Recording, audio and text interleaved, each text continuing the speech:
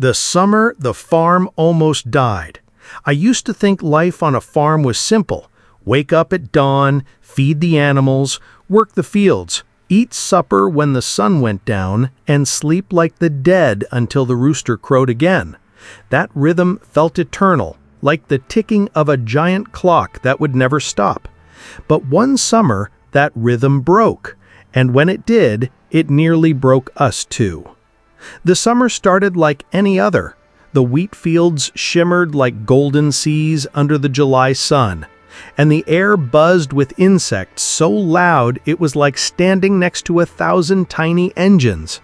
Our cows chewed lazily in the pasture, tails swatting at flies, while my father sharpened tools in the barn. My mother hummed as she set jars for canning on the wooden table, her voice soft but steady, like she was anchoring the whole house with her tune. I was 17 then, caught in that restless age where every day feels both too small and too heavy. I loved the farm, at least I told myself I did, but I also dreamed of the world beyond, cities, people, noise, adventures. To me, the farm was both a comfort and a cage. One evening, as the sun dipped low and painted the fields in fire, my father said something I'll never forget. "Storm's coming," he muttered, squinting at the horizon. I followed his gaze. The sky was mostly clear, but far in the distance a bruise-colored smear spread across the edge of the world. "You always say that," I teased. "Half the time it's nothing but heat lightning." He didn't laugh. "No. This one feels different." And he was right. By midnight, the storm had arrived. I had never seen rain fall like that, like the heavens were emptying themselves in one furious rush. The roof roared under the downpour, and the windows rattled so hard I thought the glass would burst. Then the wind came, shrieking, ripping shingles loose, bending trees until they cracked. "Get the lanterns," my father barked, already pulling on his boots. My mother grabbed my shoulders. "You stay here," she ordered. But her hands shook, and her eyes betrayed fear I had never seen in her before. I disobeyed. I ran after my father into the storm. The world outside was chaos. Sheets of rain blurred everything into silver and black. The barn door banged wildly against its hinges. The animals inside were panicking, lowing, stamping, crashing against the stalls. "We have to hold it," my father shouted. Together we pushed against the swollen wood, the storm screaming in our ears. For a moment, I thought we might actually win, but then a blast of wind tore the door from our grip and flung it open. Lightning lit the barn in a flash of white. For an instant, I saw everything: cows thrashing, hay scattered like confetti, tools clattering to the ground. Darkness swallowed it again. "Help me with the beam!" my father cried. A support beam had cracked near the roof, sagging dangerously. We braced it with everything we had, muscles straining, rain pouring down our faces. And then came the sound, low, terrible, unforgettable. A groan of wood splitting. The beam gave way.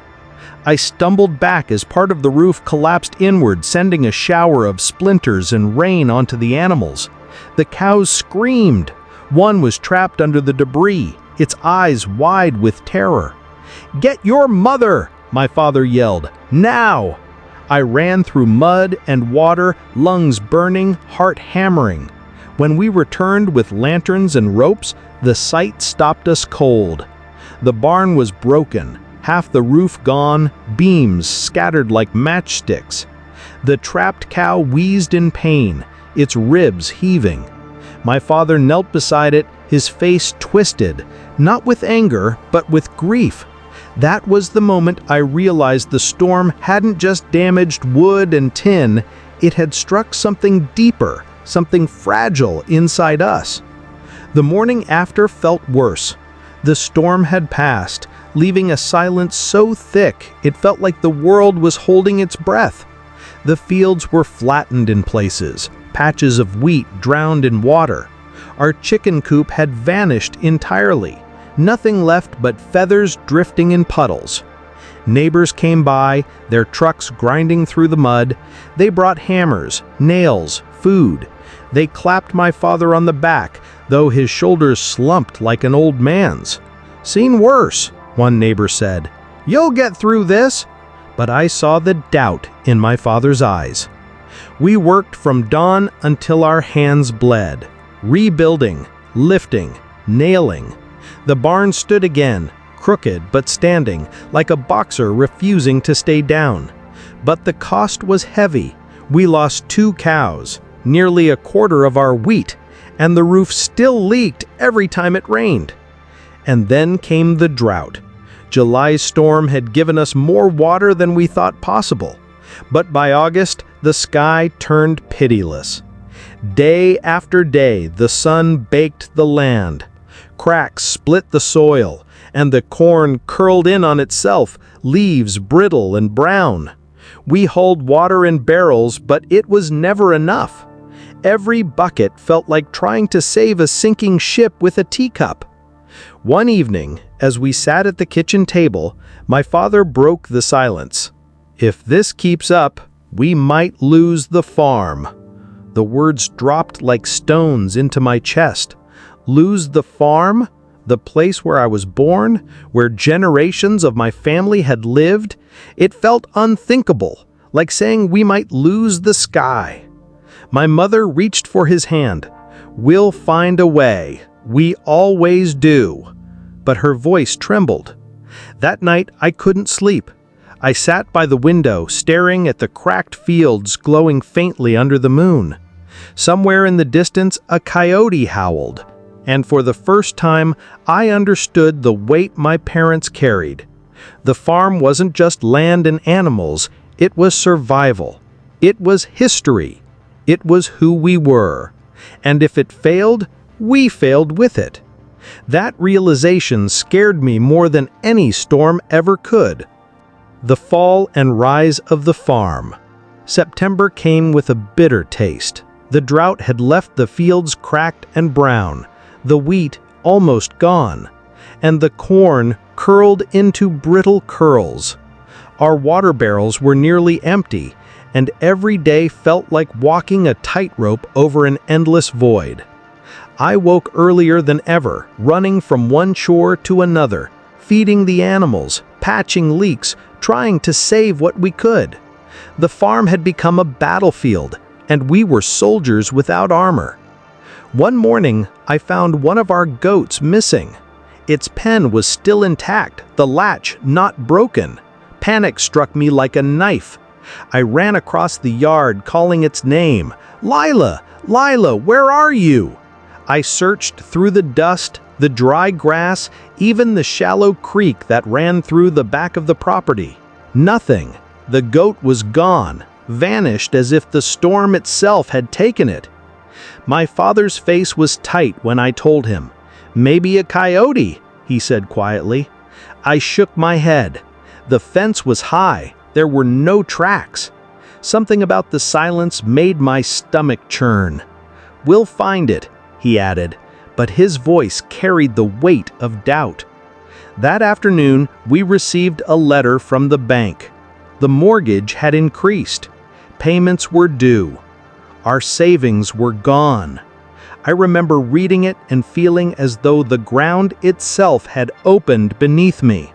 Losing the farm wasn't just a risk anymore, it was a possibility. For a week, we barely slept. My mother tried to stay strong, baking bread and canning the little vegetables left in the garden. My father went out to the fields each morning, staring at the dying crops like a man staring at his own reflection. I helped wherever I could, but my hands felt useless, too small to fight such a tide of misfortune. Then came the fire. It started at the edge of the barn, where the sun had baked the wood for weeks, where the dry hay had formed a nest of heat and shadow. I was bringing in the cows when I saw the smoke curling into the air.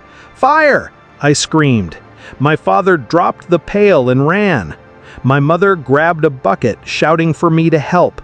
We fought the fires with water, but they moved faster than we could pour. Sparks flew onto the barn roof. The wind shifted, sending a wave of heat towards the storage shed. I thought everything would burn. But then, in the midst of chaos, neighbors arrived. Trucks, hoses, buckets, people yelling and running. Together, we pushed back the fire. My father stood soaked in sweat and water, shouting orders, his face streaked with ash. I learned that day that farms are never just a family's fight. They are a community's fight. By nightfall, the fire was contained. The barn had scorch marks, the roof blackened, but most of the animals survived. We stood there, exhausted, watching the stars appear above the fields. For the first time in weeks, it felt like we might still make it. The weeks that followed were grueling. We rebuilt fences, replaced lost tools, planted late crops, and tried to nurse the corn and wheat back to life. I spent hours in the fields at dawn, listening to the soft sounds of the farm waking up, the lowing of cows, the clatter of chickens, the wind in the trees. Each sound felt precious, a reminder that life continued even after devastation. One evening, as we sat on the porch watching the sun sink behind the hills, my father spoke quietly. "You've done well this summer," he said, not looking at me directly. "More than I could have hoped." I felt a warmth spread in my chest. He never said such things lightly. My mother smiled, resting her hand on mine. We were tired, but we were still together. By November, the farm was no longer in immediate danger. The crops had survived in pockets, the animals were healthy, and the barn, though battered, stood tall. I had changed too. That summer had taught me about fear, about perseverance, about the weight of responsibility. I had seen my parents break, and yet I had seen them rise, again and again. The night before the first frost, I walked the fields alone. The moon was full, casting silver light over the land. I ran my hands over the corn stalks, feeling their rough leaves, the resilience of life itself. The farm was mine too, now not just by birthright, but by understanding. I would carry it forward, knowing that storms, fires, and droughts could come again, but they would never take the farm from us completely. And in that moment, standing among the fields, listening to the soft rustle of the wind and the distant call of an owl, I realized something fundamental. Life on a farm is never simple. It is hard, relentless, and sometimes cruel, but it is real and it is ours. And for that, I was grateful beyond words. Thanks for watching. Don't miss the next story.